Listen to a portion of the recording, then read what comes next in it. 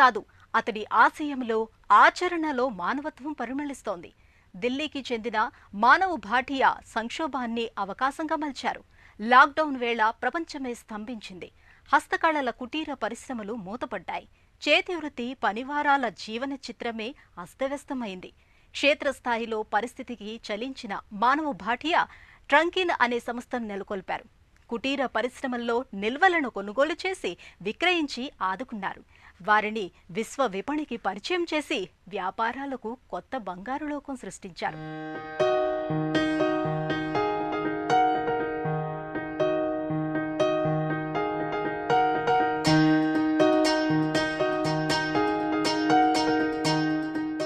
మానవాళికి అంతుబట్టని వింత ఉపద్రవం కోవిడ్ కొన్నేళ్ల క్రితం జనజీవితాలను అల్లకల్లోలం చేసింది. ప్రపంచాన్ని శాసించి ఆర్థిక స్థితిగతులను దెబ్బతీసింది. రవాణా నిలిచి, గిరాకీ తగ్గి, రాబడి లేక చేతివృత్తుల పనివారు తీవ్రంగా నష్టపోయారు. ఢిల్లీలో స్థిరపడ్డ మానవ్ భాటియా అనే న్యాయ విద్యార్థిని వారి దుస్థితి కలచివేసింది. నవజీవన్ విహార్లో నివసిస్తున్నారు. హర్యానా రాష్ట్రం సోనేపట్ జిల్లాలోని ఓపీ జిందాల్ గ్లోబల్ యూనివర్సిటీలో ఎల్ఎల్బీ చేశారు. తరువాత మానవ్ భాటియా కొందరు న్యాయవాదులతో కలిసి న్యాయ సలహా సంస్థను ప్రారంభించారు. కోవిడ్ కాలంలో చేతివృత్తుల కళాకారుల కష్టాలు, కన్నీళ్లు తనని కదిలించాయి. వారితో మాట్లాడిన తర్వాత ఒక ఆలోచన అంకురించింది. ఫలితమే 2021లో ట్రంకిన్ సంస్థ ఆవిర్భావం. కోవిడ్ మహమ్మారి విరుచుకుపడ్డ వేళ దెబ్బతిన్న పనివారికి సాయపడ్డమే ట్రంకిన్ ధ్యేయం.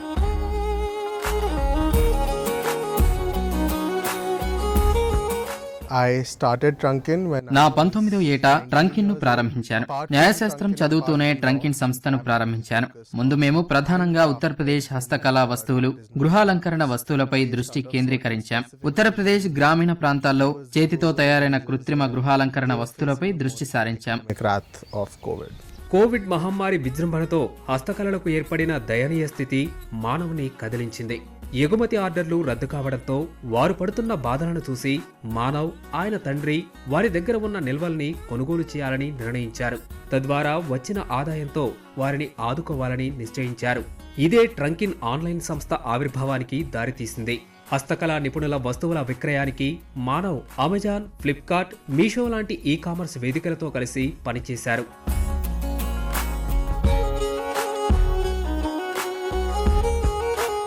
Trunkin comes from the word trunk. Trunk పదం నుంచి ట్రంకిన్ వచ్చింది. ట్రంక్ అంటే పాత వస్తువులను భద్రపరిచే పెట్టె. సీజన్ లో ఉపయోగించని వస్తువులను ఆ సీజన్ అంతా దూరంగా ఉంచుతారు. ట్రంకు పెట్టెలో పెట్టి అటకెక్కిస్తారు. కోవిడ్-19 వేళ మేము గమనించిన భావన ఇదే. ఆ సమయంలో కృత్రిమ ఉత్పత్తులన్నీ వృధాగా పడి ఉంటాయి. అవే ఆర్థికంగా ప్రభావితం చేస్తాయి.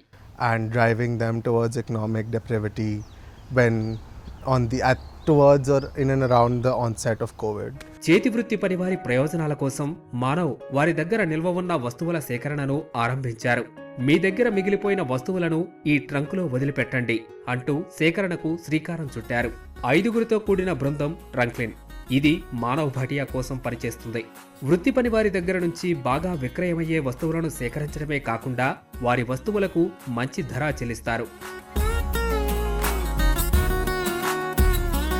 My vision, I would say, has already been executed. నా విజన్ ని నేను ముందే అమలు చేశానంటాను. స్టార్టప్ కోసం నిధులు సేకరించే బహుళజాతి సంస్థగా దీన్ని తీర్చిదిద్దరాదని భావించాను. హస్తకళాకారులకు ఇతరత్రా మార్గాలు లేకపోతే వారితో కలిసి పనిచేయడానికి ట్రంకిన్ లాంటి సంస్థలు సంసిద్ధంగా ఉన్నాయని చెప్పడం మా ఉద్దేశం. మేము మా సంస్థను స్థాపించినప్పుడు ఒక మామూలు సంస్థగానే ప్రారంభించాం. అన్ని ఉత్పత్తులను తీసుకుని విక్రయించాం. తద్వారా వారు మన దేశ మార్కెట్లోనే మంచి ఫలితాలను పొందుతున్నారు. వచ్చిన లాభాలతో వారికి ఉచిత నేత్ర వైద్య శిబిరాలను నిర్వహిస్తున్నాం. అంటే వారు సమాజానికి తిరిగి ఇస్తున్నారన్నమాట. Get back, they are doing eye camps. They are helping people back.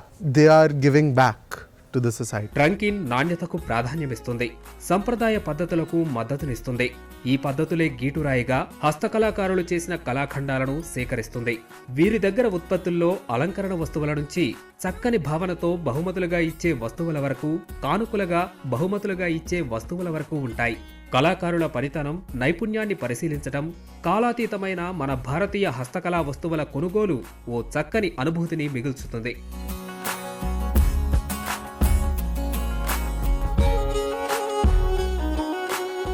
తొలుత ట్రంకిన్ నేతృత్వంలో హస్తకళల నిపుణులు తమ ఉత్పత్తులను విదేశాల్లో విక్రయించలేని పరిస్థితి ఉండేది. నిల్వలు మిగిలిపోయి సమస్యలొచ్చాయి. వీటిని మానవ్ ఆన్లైన్లో విక్రయించడానికి అమెజాన్ బిజినెస్ అకౌంట్ తీసుకున్నారు. కోవిడ్ తర్వాత వినియోగదారుల అభిరుచిలో మార్పు స్పష్టంగా కనపడింది. ప్రజలు చిన్న చిన్న విలాస వస్తువులను ఇష్టపడ్డారు.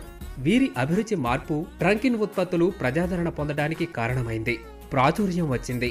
ఈ విధంగా ట్రంకిన్ కళాకారులకు మద్దతునిచ్చింది. హస్త కళాకారుల వ్యాపారం నిలబడింది.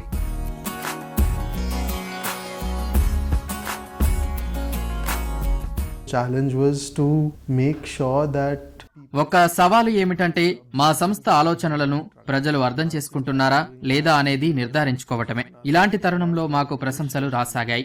మన పని మనం సవ్యంగా చేస్తే ఏదో రోజు గుర్తింపు రాకపోదనుకున్నాం. 10 మంది మాటలతో ప్రచారం లభించి ఖాతాదారులు పెరిగారు. ఏ ప్రాచుర్యం అవసరం లేదని అర్థమైంది. అదే మా పెద్ద బలం. need these fictional things or did not need for them to be fake. That's what my biggest challenge was. ట్రంకిన్ ప్రత్యేకతలు ఏమిటంటే అందుబాటు ధరలో అందించడం, చేతి వృత్తుల వారికి ప్రత్యక్షంగా మద్దతునివ్వటం. ఈ విధానం గృహాలంకరణ సామాగ్రి మార్కెట్లో ట్రంకిన్ సంస్థ బ్రాండ్కు ప్రత్యేక గుర్తింపు తెచ్చింది. బయట ఆర్థికంగా ఎన్నో సవాళ్లున్నా అందుబాటు ధరలోనే విక్రయించడంతో సంస్థను ప్రత్యేకంగా నిలిపింది.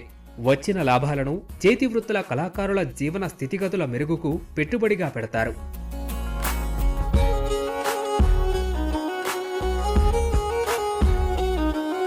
We were not choosers of the product. We were believers in the artisan.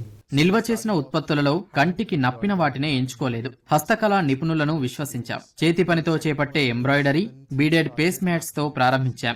2 విభాగాల నిల్వలనే పరిగణలోకి తీసుకున్నాం. వీటిలో రెండోది నాప్కిన్లు పెట్టే రింగుల తయారీకి సంబంధించింది. మా ఉత్పత్తుల వ్యూహరచనకు మెరుగులు దిద్ది ముందుకెళ్లడానికి ఓ విధానం అనుసరించాం. నిర్దిష్ట విభాగాలపై సారించాలని నిర్ణయించాం. తద్వారా మార్కెట్లో మనదైన ముద్రతో కూడిన వస్తువులు ఉంటాయని భావించాం. ఈ కామర్స్ ఆన్లైన్ వేదికలైన అమెజాన్, ఫ్లిప్కార్ట్ల సహకారంతో ముందుకు వెళ్లాం. వాటి సాంకేతిక మద్దతుతో మా వెబ్సైట్ నుంచే విక్రయాలు చేపట్టాం.